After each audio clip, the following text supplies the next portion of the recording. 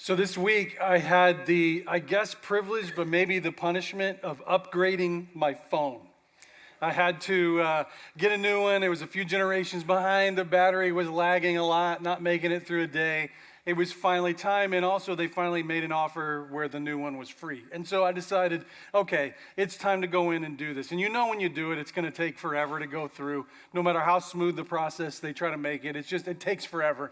And one of the reasons it takes forever is there's so much of you from the past that has to get transferred over to you in the future. And so they hand you this new device, and it is just an overwhelming amount of transferring and re-logging in to everything that you used on your old phone. Every app I was shut out from. Everything as far as functionality that it used to have, it didn't do anymore. When I got into my truck, it didn't sync to my phone. It was a new phone. It had to be done over again. The Walmart app didn't work. The Amazon app didn't work. The bank app didn't work. Everything, new identity, new login. And I guess getting to that age where I'm forgetting all the things that I've already logged into. I can't remember what the passwords are. Everybody has different requirements for what their passwords are and length and special characters and such. And it just turns into a long process to get all of this over and over and over. So I do it. It takes forever. I get it done. But as I was reflecting on it, really the whole thing started on the original thing that had to get set up in the store. And that was the getting past the lock screen of the phone. So setting up the basic functionality of the phone. And you know, these phones that we carry, and I have to tell you, normally I would say put these away while I'm preaching. There's a few people I'd like to single out sometimes on a Sunday morning and say put it away. It's funny too, we've had these for a number of decades now, but some just still don't know how to turn the silent part on. And it's always the person in the crowd that doesn't even know their phone is ringing every time. They're the closest to the ringing phone, but they never know. And I just watch this happen multiple times in a weekend, usually, where somebody's phone, some of you are reaching right now. I'm seeing people reaching right now to silence their phone. This is great. But, the phone, the first thing that had to get set up on the phone was we had to get the identity set up and the lock screen passcode set up. And the phone will work a little bit without that. Like there are some basic functionalities on your phone that are just accessible through the lock screen. Like you could make an emergency call without having the passcode. You could take a picture if you needed to. You could see the first couple lines of a text come in. Maybe even the verse of the day pops up on the lock screen. There's a little bit there, but it's not the full thing. And without opening up and getting past the lock screen with the code, you're never going to really fully open up everything that there is inside of this. And as I was going through this whole process, I thought, what a metaphor for the Christian life that many experience. Effectively, living life on the lock screen. Living life with God on the lock screen. Close enough to look the part. Being able to make an emergency call in a moment or two, take a picture or a snapshot of a significant spiritual moment, hear a little piece of what he might have for you, but basically living separated from the fullness that God would have for us. I think it's a wonderful picture of what it is and what could be when it relates to getting full access and experiencing everything that God has for us in this journey with him. Now, the passcode for life with God is surrender. That's what opens it all up.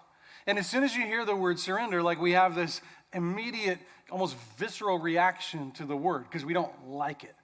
Surrender feels like the price that you have to pay. And with gritted teeth, like the toll on the highway, you're just like, I wish I didn't have to pay this, but I don't have any other choice, and I have to pay it if I'm going to move forward, so I'm going to pay it. But surrender is the password, but it's not a toll. It's not a toll you have to pay with gritted teeth. It's actually the key that opens up the entire relationship. Maybe you're wondering, Well, if this is the key, and this is week 3 of a series that's about culture here at Northview, and these cultural mantras that are connected to our core values as a church, why do we wait for week 3 to talk about the key that opens up the whole thing? It's a great question, and there's a very intentional answer to it. And it's because we see Jesus, yes, call people to a place of surrender regularly.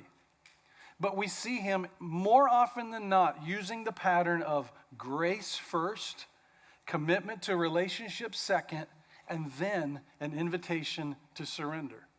And not the other way around. Like surrender, and if you do, I have grace for you. And if you do, I'll have relationship commitment to you. But instead, what we see him throughout the Gospels do is extend grace first, relationship second, and then invite people to unlock the fullness that is a journey with Jesus through surrender. And so as a church, we've tried to do the exact same thing. We've tried to lead with grace. That's why core value number 1, we embrace messy grace. We embrace messy grace. Number 2, we talked about we will walk together in every season. And now we find ourselves in the 3rd week, or the 3rd mantra of this culture series, which is named Everyone is Called to Full Surrender. Grace first, relationship second, and then surrender. The order's not random. It's the order that Jesus used when he was on earth doing his ministry, and we want to live it like he lived it. He didn't like come into town and say, surrender right now or I'll kill you. He didn't show up like that. He identified with people through commitment to relationship, extended grace, then relationship, then called for surrender. He went to their houses. He ate with the wrong people. He gave time for people to process. He'd call them a friend before they ever changed anything about their life. He led with grace, and then he walked with them. Months on the road or in the boat or around a fire, he committed to the relationship. And then from inside of that relationship, here comes the call. Follow me. It was an invitation to surrender. Grace, community, then surrender. In that order. And that matters to us for a lot of reasons. I mean, first, our mission here is to help people take their next step with God. For a lot of people, their first step, their next step is their first step. First step, or first step in a long, long time. And when you're far from God, you have to understand the way this order works. Because the first thing that you receive when you take that step is grace. It's grace first. You don't have to surrender your way to grace. Grace comes first. You don't clean yourself up to come to Jesus. You come and he leads over time into surrender. Second, it's how we are called to treat everybody else. People need grace and they need community. And yes, ultimately they need to be called to surrender, but in that order. But grace and relationship do, in the right time, lead to an invitation to surrender. It's the passcode. It's the road that grace and relationship were designed to lead to. It's where transformation actually happens. It's entirely possible for you to be captivated by God's grace and even connected in his community and still be gripping the passcode to your life and not be individually surrendered fully to Jesus. That's what this culture mantra is about, and how everyone is called to full surrender. This call, if you were to look at the Gospels and you were to see how Jesus did his ministry, just kind of survey the different people that he interacted with and the way that he kind of, in a universal way, invited them from different spaces to a common experience. It's all going to be the thread of surrender that ties it all together. I mean, take like the very, very beginning of the Gospels. In Mark chapter 1, Jesus calls 4 fishermen. 4 blue-collar guys who are fishing. He interacts with them, and he invites them to drop their nets, come follow me, and that's exactly what they do. They leave their father standing on the shore. These blue-collar guys surrendered to Jesus. Or just the next chapter, you've got the story of Levi, the tax collector, the traitor, the guy who as a Jew was now kind of working against his fellow man, cheating his own neighbors, the last man that anybody would pick. Certainly these 4 fishermen who had likely been taxed unjustly by him. Jesus says to him, hey, Levi, you follow me. And he leaves money on the table and follows Jesus, invites all his friends, throws a party, all his shady friends, so that they can meet Jesus too. So not only does the blue-collar guy surrender, but so does the traitor. The traitor surrenders. Or Zacchaeus in Luke chapter 19. Zacchaeus, this man who was very, very wealthy, but he was also crooked. He defrauded a lot of people. And one day when Jesus was coming through town, Jesus noticed him up in a tree, trying to kind of get a bird's eye view of what was going on. He invited him out of the tree and invited him to a dinner. Let's have a meal together. Let's spend some time together. He leads with grace. He extends friendship. And then somewhere, apparently, in that conversation was a call for surrender. Because Jesus declares that at the end of that conversation, at the end of that encounter with Zacchaeus, at the end of that meal, that salvation had come to this household. This man gave back to the poor everything that he had defrauded 4 times over. So the wealthy cheat surrendered. How about John the Baptist? I think one of the most incredible surrender stories in the Bible is his.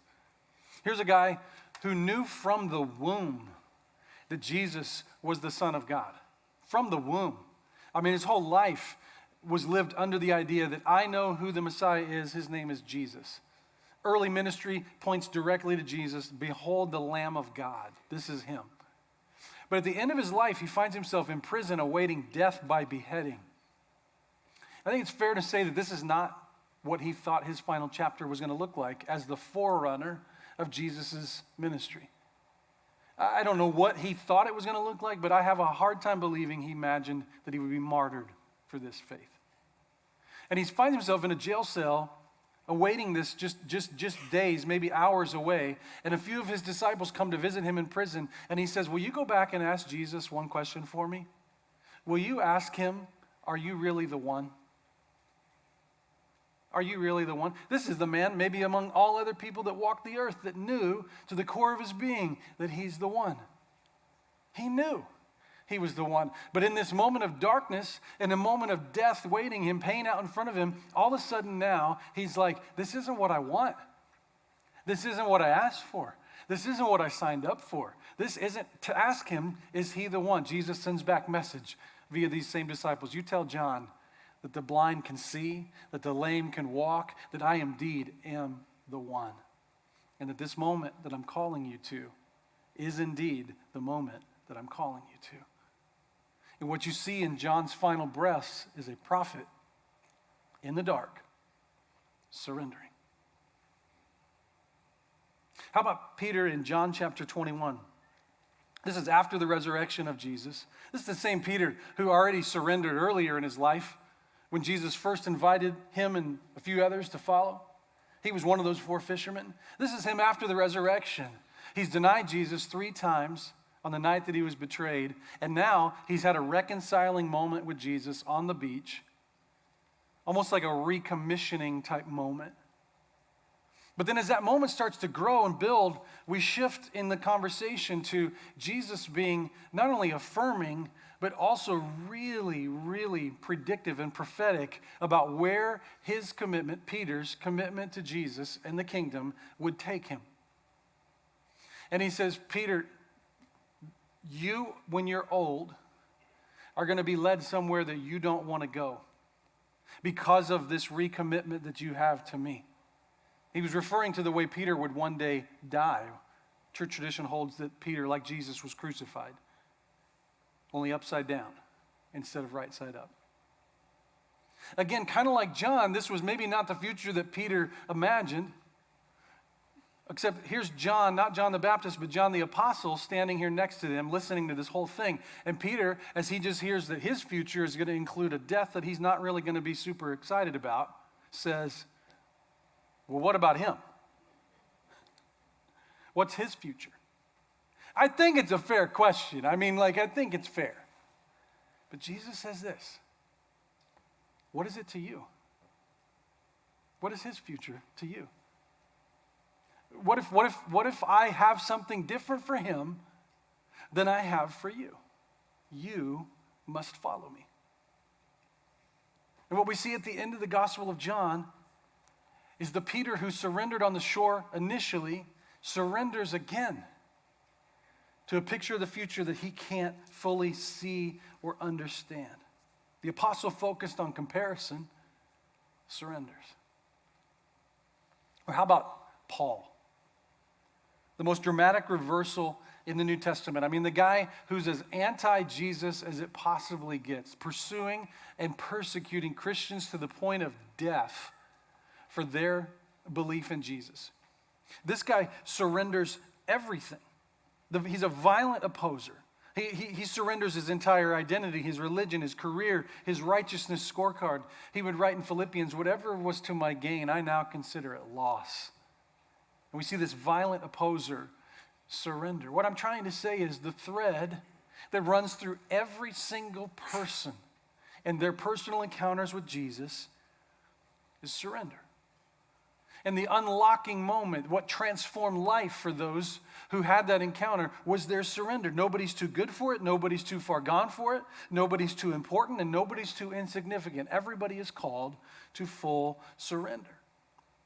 But not everyone responds affirmatively. There are multiple stories. One that's the most pointed is in Mark chapter 10. Of a man that's just called the rich young ruler. He comes up to Jesus, and on paper, he's the best of all the followers that have ever followed him. He comes up and calls Jesus good teacher, says, I've been keeping the commandments since I was a boy. Jesus looks at him, and he loves him, and he says, listen, there's one thing, though, that's separating you and me. You from relationship with me. You are so tied to your wealth that it's a problem. It's what's between us.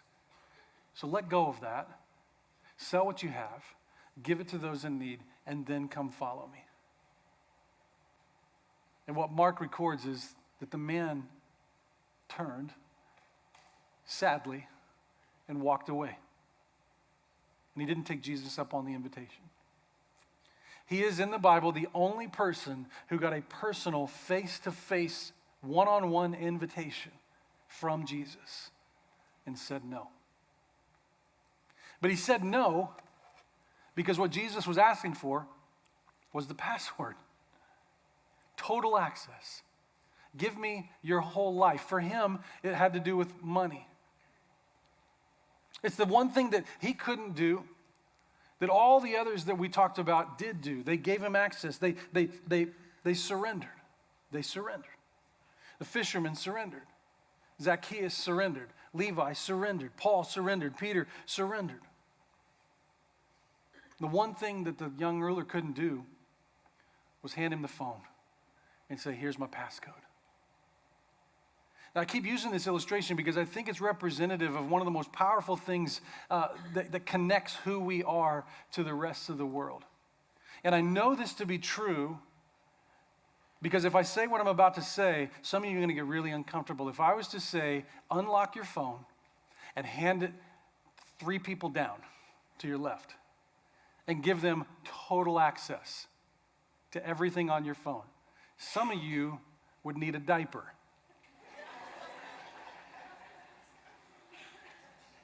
Because there's stuff in here that nobody's supposed to see.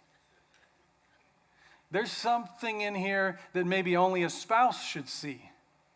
There's some things in here, like there's a lot of you that ties into this world.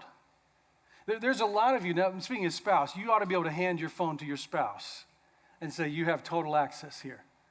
There's nothing you can't see. There's nothing that you can't be aware of. This is my world. This is my life. But you hand that phone much past that, and we're all getting real nervous.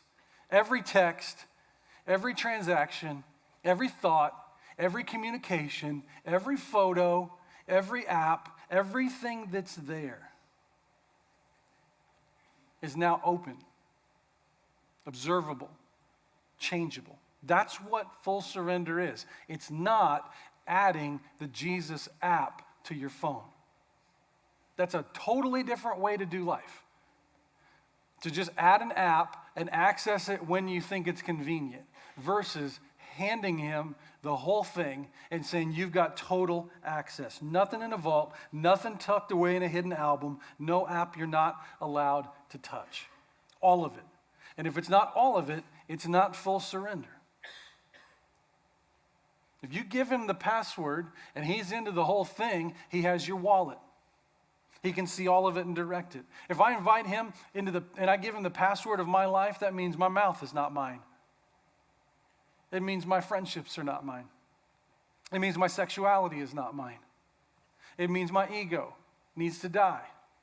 It means the things that I think have to be handed over for his evaluation. I'm still me, but I'm me under his leadership because I've fully surrendered to him. Paul said it this way in Galatians 2, verse 20, I have been crucified with Christ, and I no longer live, but Christ lives in me. The life I now live in the body, I live by faith in the Son of God, who loved me and gave himself up for me. I'm so captivated by the way he worded that. I no longer live. Christ lives in me. That's a statement of full access granted. That's the one thing that the fisherman did, that the rich young man couldn't do. Now, here's where we get tripped up a little bit, though, in this conversation about surrender. Some of us think of it like a first time or a first formal surrender moment with Jesus. And that is something God has in store for all of us, is an initial response, an initial surrender. But sometimes we think in terms of, I put the passcode in 1987, and I've been living under his lordship ever since. And in one sense, that's true. 1987, these didn't even exist. I put it in and I'm good. Like I've made that commitment. I've made a decision. I typed it in. The phone's been unlocked ever since, and I don't think about it again. But that's not how this works. You do have to think about it again. Because on my phone, I don't know if yours is the same way, it locks itself all the time. And I have to reopen it. And every time I have to open it, I have to do the code over and over again. Jesus said in Luke chapter 9, verse 23, whoever wants to be my disciple must deny themselves and take up their cross daily. Daily. And follow me. This verse is the genesis of this mantra. Everyone is called to full surrender. This is a daily mantra. This is a daily reality. It's not simply tied to something you did once upon a time when you came forward at a church service or at camp or that one moment that you felt God moving. It's an everyday decision to surrender, to give him the password, no hidden folders, totally, not partially, because that's sometimes what happens, is we want to surrender, but we surrender partially. We're going to give him almost all of us, but not all of us. Or maybe we're going to surrender initially, one time, transactional moment, say some words, jump in some water, and think, we're good. We're good. But it's the same problem both ways. We've taken access back. We've taken access back. Following Jesus is an everyday dying of self to sin. Every day, you hand him the password every morning. Every day, you wake up. Because that thing has locked itself overnight. Like the default position of your heart, no matter what you told Jesus yesterday, when you wake up in the morning, the default position of your heart is self. Self. And you have to surrender every morning. You have to surrender every morning because every night, self starts gripping tight again around your life. The real question isn't, did you unlock it once? The question for many in this room is, what am I needing to fully surrender today? What am I needing to fully surrender today? For the rich man, it was money, but it might be that for you. Look, money and wealth and possessions and things and status associated with it all is one of the most commonly needed to be surrendered things in the life of a follower of Jesus. It very well could be that you have a similar fear that he had related to, if I let go of this and I give you control of this, it's going to cost too much. Maybe for you, it's a grudge that you won't delete.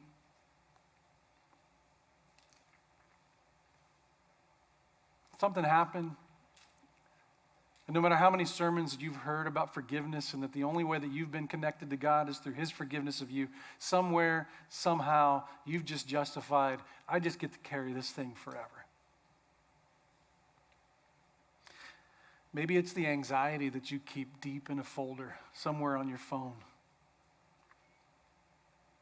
that you just won't hand over to God because you convince yourself, this is just how I am. This is how I'm going to live life. Maybe it's a habit or a coping mechanism that you turn to when you're tired or when you're in pain because you've bought the lie that this is the only way that you're going to find any relief or satisfaction, some escape from the moment that you find yourself in. Maybe it's for your relentless pursuit of your view of the perfect life for your child, that you will rearrange everything and pursue at all costs. Maybe it's a porn habit that nobody sees, or an addiction to alcohol or drugs that nobody sees. Whatever it is, hear this. God's not asking you to clean this up before you have the conversation with God. What he's asking for is the password. He's asking for surrender. He's leading with grace. He's committed to a relationship with you, but he, yes, is calling you to a place of full and total surrender. And I know the fear that's underneath this because it's the same fear that's universally underneath us all. And it's that if I do this, if I surrender this, it's over for me. It's over for me. And life is never going to be the same. And usually we interpret that to mean never going to be the same poorly. I'll never forget years ago, a mission trip to Haiti. There was a church service, and as part of this church service, there was an invitation, and there was a young boy that responded and was baptized. And when he got baptized and he came up out of the water, his physical countenance and reaction to coming up out of the water, and I've seen lots of people get baptized, it was just unique and special. That's the best way I can say it. Just imagine just absolute joy on a face coming up out of the water. And it was so captivating that everybody was talking about it into the evening after this was long done a few hours ago. And the little boy was dressed at that point and back in dry clothes, and everything was all done, and it had been a little while back. And so somebody who was so touched by his reaction to the baptism said, hey, talk to us a little bit about that moment. What were you thinking? Because we were watching, and it just looked like amazement on your face when you came out of the water. What was going on? And as an 11, 12-year-old boy could say in his own words, he said, well, the preacher said that I had to die to myself. And so when I came back up out of the water and I was still alive, I was so happy. I was so happy. Guys, that's the gospel joke. And it's on all of us. It's on all of us every time we fully surrender to Jesus. That which we thought was going to take us out becomes that which opens up life that we couldn't have found any other way. Jesus said in Luke 9:24, whoever wants to save their life will lose it. But whoever loses their life for me will save it. What good is it for someone to gain the whole world and yet lose or forfeit their very self? It's this paradox and it's this invitation that lies at the heart of this value mantra. Everyone is called to full surrender. And as you hear it, you have to work against how you hear it, because how you hear it sounds so negative, because you'll weigh it against giving up or defeat or loss or even death. But what Jesus promises is that if you lose your life to me, you will find it. If you will trust me, if you will fully surrender, you will find the life you've been desperately searching for. The rich man came in gripping his life, gripping the passcode of his life, and he couldn't let it go when he was invited by Jesus to do so. But so many others, though difficult, have set that down and have surrendered to him, and they found that when you lose it all, you actually gain it all. So in this moment of response, I want to invite two different groups of people to the same thing. Two different groups of people to surrender. The first group was anybody that has never in their life,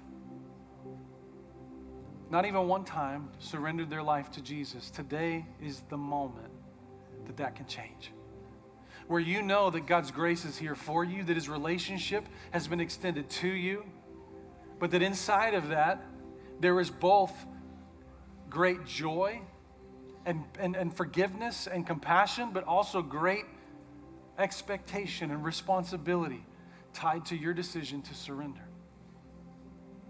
It is the code that unlocks everything there is to know and experience with God. And it could be yours to experience today. If you find yourself in the other group, that means that at some point in your life, you definitively, and you know, I surrendered to Jesus. Then you find yourself today in this category, where every day, for the rest of your life, whatever you did yesterday is irrelevant to what God calls you to do today, which is daily to surrender to him. Think about how different your days could be if each day you didn't rely on a one-time decision that you made some years ago, but fresh and new. Said, God, I'm surrendering to you today. What would you have me to do or to be? Know that this invitation isn't to take life from you. It's to finally give it back. If you feel like you are being singled out in this moment, let me just diffuse that thought, because that feeling is coming from the Holy Spirit, who's convicting and reminding. But if you feel like you're being singled out, let me remind you of the mantra. You're not. Because everyone is called to full surrender. Will you pray with me? Heavenly Father,